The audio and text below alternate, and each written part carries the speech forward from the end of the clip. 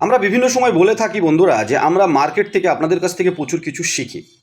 আজকে আজকে ভিডিও বানাচ্ছি, গতকাল একজন ডিস্ট্রিবিউটারের সাথে আমাদের সম্পর্ক হয়েছে, যিনি প্রায় মাস 4 হলো আমাদের সাথে ডিস্ট্রিবিউটার হিসেবে কাজ করছে। এবং ওনার টার্গেট যখন আমাদের সাথে জুড়ে ছিল, আমরা জিজ্ঞাসা করি কেন ডিস্ট্রিবিউটার হতে চান, কেমন ইনভেস্ট করে হতে চান, কতগুলো আইডি নিয়ে হতে চান। তো উনি আমার কাছ থেকে বেশ ভালো আইডি বাল্কে কিনে, একটা খুবই সুন্দর কম প্রাইসে, যত বাল্কে কিনবেন তত কমে আপনি পান, সে বিস্কুট হোক, অন্য কোনো প্রোডাক্ট হোক, সার্ভিস হোক, বা আমাদের সাথে জোড়া। একসাথে কিনলেই আপনি অনেক কমে পাবেন এবং অনেক কমে আপনি বিক্রি করতে পারবেন। তো প্রচুর আইডি কিনেছিল, বেশ আমাদের সেরা ডিস্ট্রিবিউটার বলতে পারেন এখনও পর্যন্ত। তো উনি যখন অনেক আইডি কিনেছিলেন, আমি খুশি হয়েছিলাম। গত কয়েকদিন আগে, গতকাল ওনার সাথে কথায় কথায় আমি বললাম যে আপনি যে এত আইডি কিনে রিস্ক নিলেন কেন?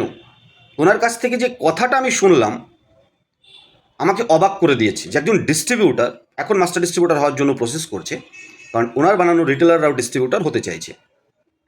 উনি বললেন যে আমি ধরুন ডিস্ট্রিবিউটার নিলাম 10টা আইডি নিয়ে, তার মানে আমার টার্গেট 10টা, আমি 10টাই অ্যাচিভ করলাম। তার মানে 10% বা 10টা আইডিতে আমি সীমাবদ্ধ, আস্তে আস্তে কিনবো, আস্তে আস্তে আমি পাবো। এই 4 মাসে হয়তো 10টা আইডি বিক্রি করতে পারতাম, যেহেতু আমাদের দিক থেকে কোনো টার্গেট থাকে না।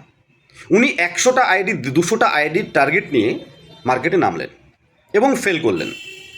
এবং তাই উনি 40% মতো আইডি বিক্রি করেছে যে আমাদের কাছ থেকে কিনেছে। তো যেহেতু 200+ আইডি কিনেছিল, 40% মানে প্রায় 80, মানে প্রায় 100টার কাছে ওনার আইডি ক্রিয়েট হয়ে গেছে রিটেলার। ওনার কথা হচ্ছে, যদি আমি ছোটো রিস্ক নিতাম, ছোটো গোল থাকতো যে 10টা আইডি কিনে ব্যবসা করবো, আমি 10টার বেশি বিক্রি করতে পারতাম না, টেনশন থাকতো না। তো আমি যখন 250টা আইডি কিনে 250 টার্গেট রেখেছি, মানে 250 গোল, 250 আইডির, সেখানে আমি 40% অ্যাচিভ করেছি, মানে ফেল বা কোনো রকমে পাস। 40% মানেই প্রায় 105টা আইডি ক্রিয়েট হয়ে গেছে। তাই উনি বলছে যে স্যার, আমার টার্গেট ছিল ছোট গোল রেখে পাস করব, সেটা ফেলেরই সমান। কিন্তু আমি যদি গোল বড় রাখি, আর সেখানে যদি আমি ফেলও করি 20% 30%, মানে ছোটো গোল রেখে আমি 100% অ্যাচিভ করলেও সেটা ছোট।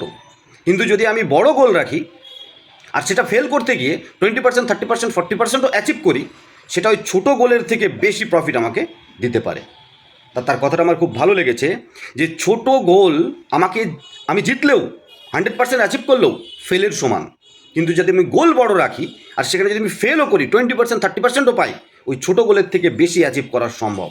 সিদ্ধান্ত আপনার, যে আপনি কিভাবে আমাদের সাথে জুড়ে বা আপনার গোলকে সেট করবেন।